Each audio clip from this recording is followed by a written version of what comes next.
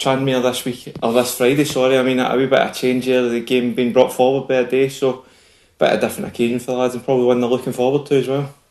Yeah, looking forward to it. You know, a good stadium, good pitch, under the floodlights as well on Friday night. So yeah, we're raring to go. Having not played last weekend, it's really whetted the appetite for this weekend. And after the Barrow game, you spoke about a feel-good factor returning to the squad. I mean, it has been a while since we played, but is that feel-good factor still there, and the lads still high in confidence? Yeah, they've been super in training. There's been great energy. We managed to give them the weekend off, and they came back in on the Monday, and yeah, taken off again in training with the same energy levels. Everything's been crisp each and every session, and we feel prepared. And like I say, really looking forward to the game. And with the stage of the season we're at, it's probably a good thing, the fact we had so long to get some good training into the lads. Do you think the lads will benefit from that in the games that remain for this season?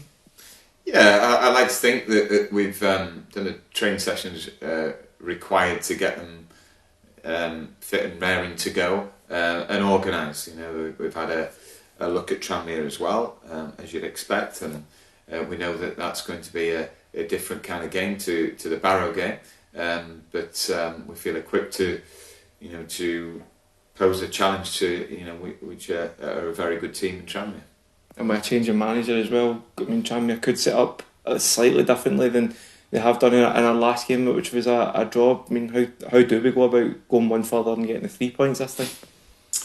Well, we've got to be calm and composed, for the remaining 9 games starting tomorrow night. We know that they'll be ready to ignite as a crowd in that big stadium, because there has been a change in manager, and normally it brings with it a bit of air of optimism and supporting the lads in charge. The two of them caretaker managers right now, and we've looked at what they did the last time they were in charge on a caretaker basis, and also last week's game which we watched, and we know that they're aiming to pass it through the thirds of the pitch and really get on the ball.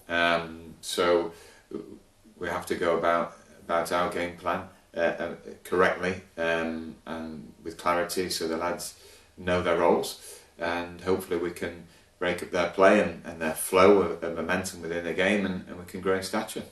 Yeah, and you speak about going to a big stadium and a team that likes to play a little bit, so do you look at fixtures in the past, with the likes of Grimsby away, Salford away, where we have gone to difficult places to go and put in a performance to stop teams doing that, and is there something that you can take from that, or do you think this is a game that must be looked at in isolation? Well, I think they're all different. I mean, you mentioned 2 there. Grimsby's different from Salford, and Grimsby are really well supported.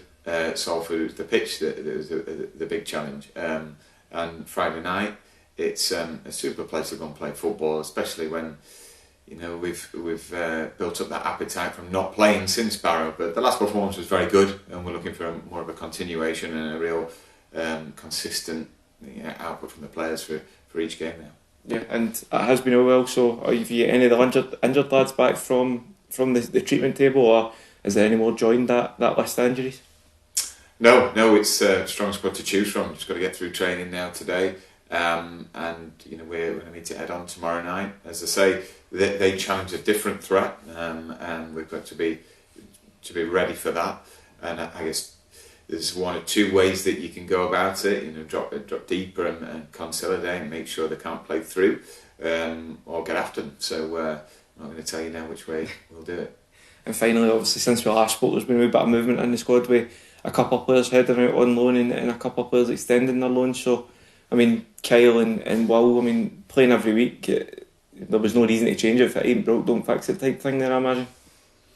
No, exactly, and we've got 24-hour callbacks should the need arise for the remainder of the season. But it's good for them, and players can actually get used to not playing.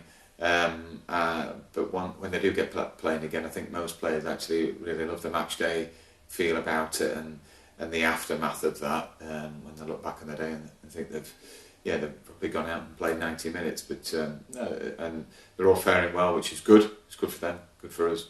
And looking ahead to next season, that's an important thing to have players coming in on match sharpness and players that have probably got a bit of confidence for their performances as well. Yeah, confidence is everything. It's I think most players are really capable, technical players, but it's between the ears, isn't it? And want them happy with their own game, knowing what they're about, and then concentrating on strengths. Yeah, and Max Wright's another one who went out on loan to Halifax, an environment he knows, and one where he was playing regularly, so that must be a case of just trying to get him to that level again. That's right. It is about games with Max now. With the last couple of years, unfortunate events and circumstances, with his injuries, have held him back.